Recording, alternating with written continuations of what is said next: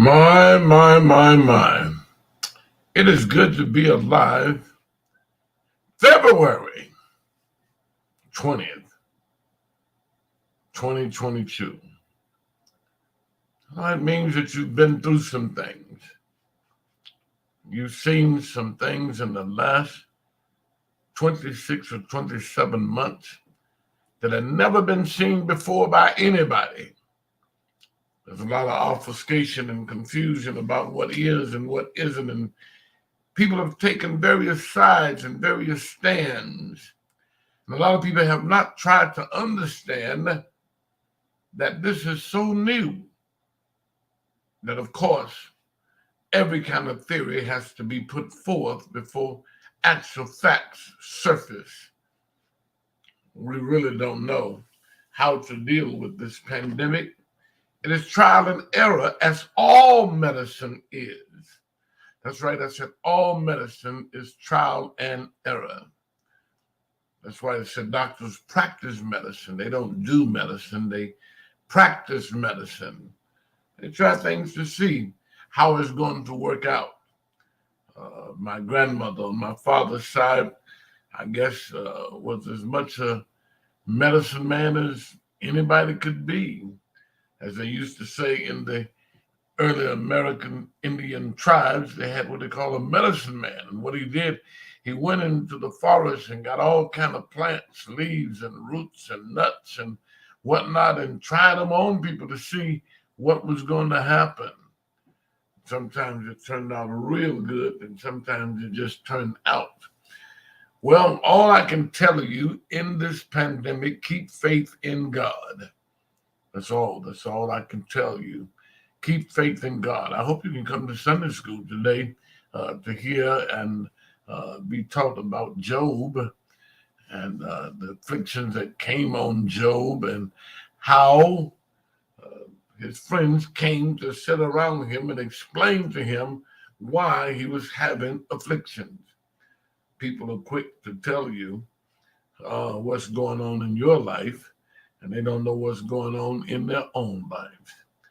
Well, I'm here this morning to bring you a little encouragement for this day. I think you should be very happy that God woke you up this morning, and then think about all that was involved in waking you up. Yes, first of all, rocking you to sleep. Did you have a good sleep last night? I had a good sleep last night.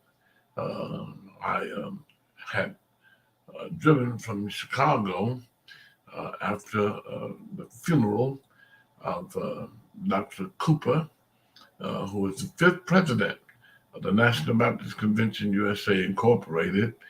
And she introduced my wife some large crowds, 5,000, 6,000, 12,000 in the National Baptist Convention, made her name a convention-wide word.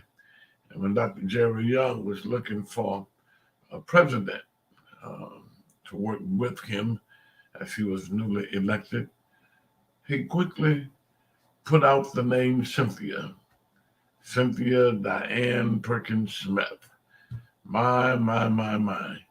And for 2 years, that rumor went around and around and around and around and around and around again.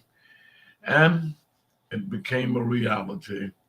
And for 3 years, she's been national president of the largest black organization that we have, the National Baptist Convention USA Incorporated. And her funeral was yesterday, and we drove over on Friday, leaving Pastor Michael Evans, a wonderful young man at New Bethel Church, born during my tenure. And I don't know a person that I'm more proud of than Michael Evans. He has been a great wonder. The whole family, a matter of fact, little Justin is just waiting for me to go back to Haiti.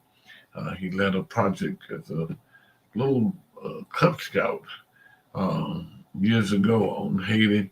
Now he's a grown man and ready to go and see where his efforts have been going to help the least one. Of course, his mother is a great, great children's worker and singer. Well, you can just name it all. And they have a wonderful and loving father. I think those of you who are with us this early morning, my goodness, in silence, moving on Monet, and then Sister uh, Newell, such a wonderful, kind, and loving person. I miss her face in the place. I miss her face in the place. I'll be glad, Sister Newell, when you're able to be in the midst again. As you know, they've relaxed the mask wearing. I don't know, that's because they're tired of the complainers or they really think it's the thing to do now. It's not something I'm excited about. I'll keep wearing mine if for no other reason. It has New Bethel Baptist Church across it, and it gets me in a lot of good conversations with people about what is New Bethel, where is New Bethel, who are you in New Bethel, and I get the chance to tell that great New Bethel story, and I'm readily start talking and don't know when to stop. People have to just walk on off because I don't want to end the story. New Bethel is indeed a great church, and I'm in position to know because I've been a pastor's kid all my life. My daddy had, as I have had, 7 churches, and of course, I sat near him and under him and around him. I've seen him in moments of high joy, and I've seen him in moments of deep depression from what was going on in the church. So we thank God. We thank God for everything that's going on. Thank you for every thing that's going on in any way. But anyway, um, come back, all of you, come back. And of course, as you know, New Bethel is a palatial and commodious place, but also a very spacious place. So you have your social distancing always with or without mask. How good the Lord is. Glad to see you, brothers Frank Sparks, out there in Arizona, where there's all kind of political chicanery going on, and they're trying to redo and undo and the election and trying to overdo the next election protections and all. Just keep the faith and keep moving on in Christ. Well, I'm going to just say a little encouraging word to you, and I'm going to let you go and see you back at 7:30. Bring somebody with you. In the 121st Psalms, you've heard me talk about this many times. It's a psalm my mother gave me as a child, and she repeated all of her 85 years. She always wanted to hear the 121st Psalms. It says in the first 2 verses, I will lift up mine eyes unto the hills, from whence cometh my help. My help comes from the Lord, which made the heaven and the earth. And I want to tell you, you need help. No matter who you are, at some point in life, you've needed help. Yes, you cannot make it through this world by yourself. The greatest struggle in the world is to have no help. No matter how smart you are, the truth is you need help. Oh, yes, you do. No matter how strong you are, you need help.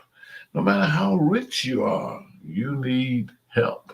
No matter who you are, you need help. Everybody has to have help.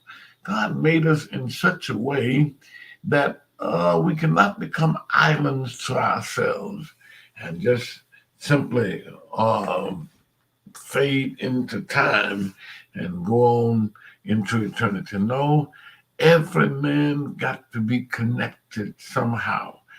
You remember when Adam had everything, every orange, every grape, all the water, all the vegetables, all the fruits, all the forest, all the mountains, everything was under his authority yet he needed help. He could not make it by himself. Well, there comes points of desperation. I don't know whether you've ever been hunting. My father was a real, I don't know what you call it, man of bravado, but he liked to shoot, he liked to fish, he liked to hunt, he liked to boat, uh, he liked to build. He would buy scrap lumber and build rent houses. Now, when he got off work, he went straight to his scrap pile of lumber and started trying to pick out usable boards. When you buy the scrap lumber, you just get a great pile for $1 or two, and you might have 10 in there that you can use. You can get some nails out of all of them, and they got the nails out and straightened them out and got usable boards. So they got enough to build one of those what we call shotgun houses down south, and he would rent it out. Well, my father would go hunting, and I begged to go with him, and he would say, "No, it ain't for you. It ain't for you." But finally, he let me go one time, and it's dark, and you don't know where you're stepping, what you're stepping in and around, and you don't know what's out there. And if you get lost, you just start screaming for help. And of course, your scream draws everything in the forest. Different things will hear you, and you might get good help, or you might invite some bad help. Yes, the truth is, you cannot accept help from everybody. What did you say, preacher? You cannot accept help from everybody. It is better to do without some things than to get help from certain people. Certain people, when they help you, what they're doing is trying to set up to enslave you. We have in Detroit what we call predatory lenders, and many people are stuck in bad financial situations because they got caught up with a predatory lender. Somebody who lets you pawn the title of your car if you own it, and you pay and never get out. Somebody that advance you uh, 2 weeks pay, and you pay and never get out of that debt. Or you go to some of these, I don't know what kind of car lots to call them. I call them shyster lots. People go to these car auctions and they buy up some raggedy old cars and they do enough to them where they can run sometimes for less than 6 and 7 hours. Some where it might run 3 months. And of course, its shop is gone, but you signed an agreement to pay $300 a month for the next 36 months, which is 40 times what the car was worth, and you're just stuck in it. It's just not good to accept any and every helper that comes to you and doesn't do good. And there are a lot of people who've been trapped by somebody who let them have $40, $60, $20, and they were pushed into various sexual promiscuities and adventures that they never would have been in if they had not accepted that help. No, you cannot accept help from anywhere and anybody, but you need help. You need help. Oh, but there are those who try to become the master over you or shame you once they do the least little thing to help you. They will publicly shame you and talk about how they had to help you. Well, but you still need help. Well, David gives us a place not only to get help, but good help. He says, I'll lift up mine eyes to the hills.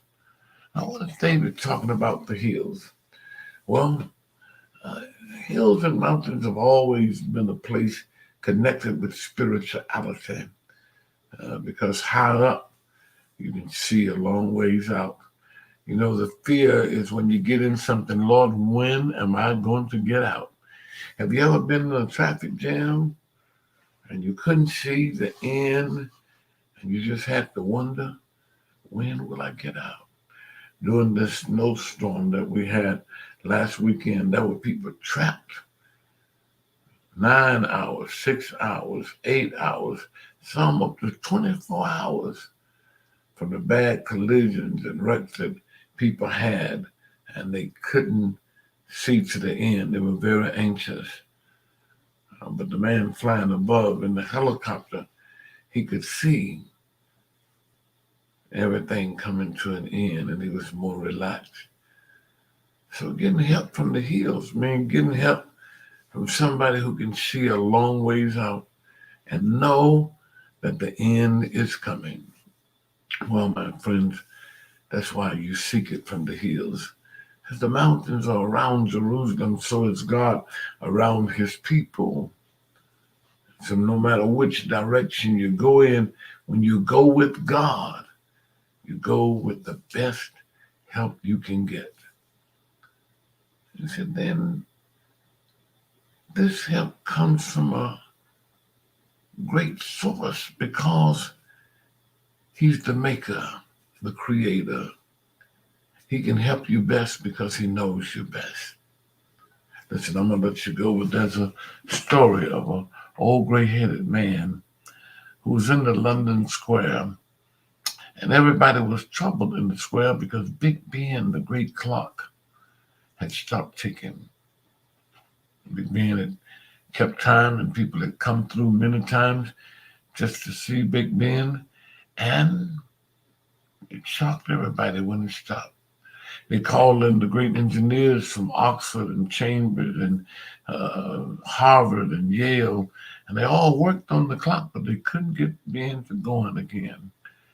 Then finally, a little gray-headed man came forth, and that man had a little black bag and a greasy rag, and he walked to the barricade and said to those who were guarding the entry to the tower that Big Ben was in, "Sir, I would like to go up and work on Ben." The man said, as he checked his list, "Are you from Harvard or Yale or Cambridge? What engineering school do you represent?" He said, I don't. I haven't been to one of the great engineering schools." So, well, what make you think you can work on Big Ben? He said, "Because I was standing by my father when he put Big Ben together." So it is with Jesus Christ. He was standing with the Father when he made you. He knows all about you. Call on Jesus. Get your help from God. Everything will be all right. Let me tell you, the best is yet to come. God bless you. God keep you. I'll see you at 7:30.